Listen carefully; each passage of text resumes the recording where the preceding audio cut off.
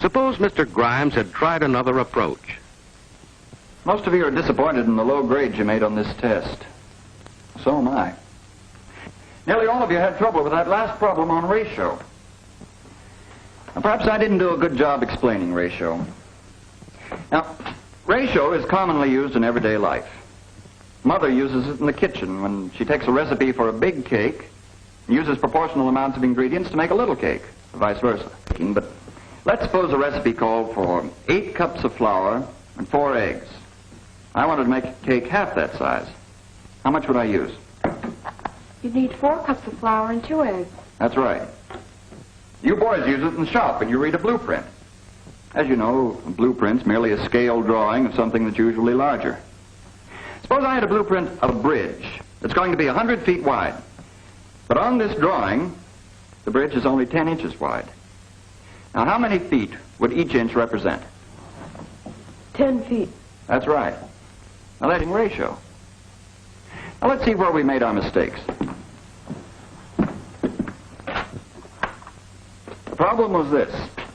What is the ratio between 4.5 yards and 1.5 feet?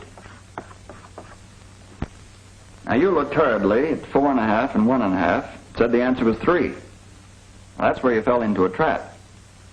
What you forgot was that before you can divide, you have to reduce all units of measurement to the same unit. Now, what's the unit here? Feet? That's right.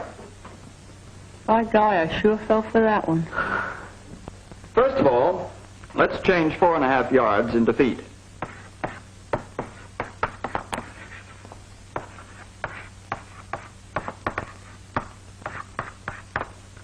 That gives us 13.5 feet. And now we can divide 13.5 feet by 1.5 feet.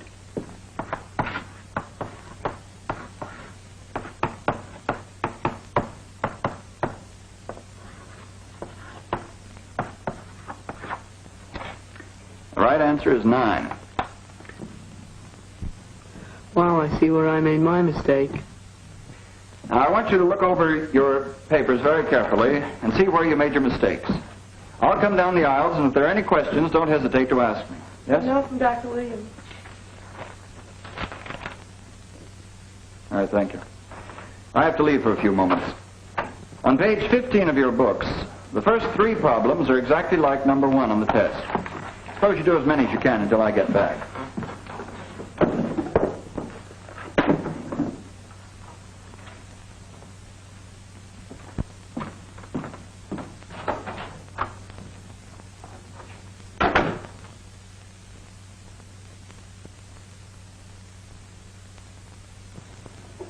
I get the idea now. I sure messed up my test paper. I'm glad he's going over these questions. I'd never make head or tail out of them otherwise. You know, I'm beginning to get some sense out of this. I hope I do better next time. I'd hate to bring another paper like this home. The way he explains it, it doesn't seem too hard. Oh, come on, cut it out. I want to do these problems. Oh, let's have some fun while Mr. Grimes is out. Who wants to do these old problems anyway?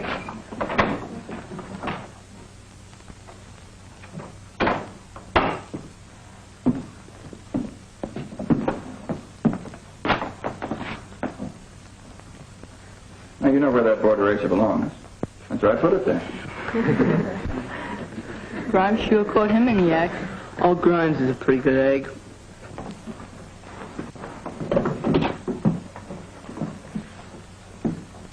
That's more like it. Now you're getting it. Let's see if you can do the next one.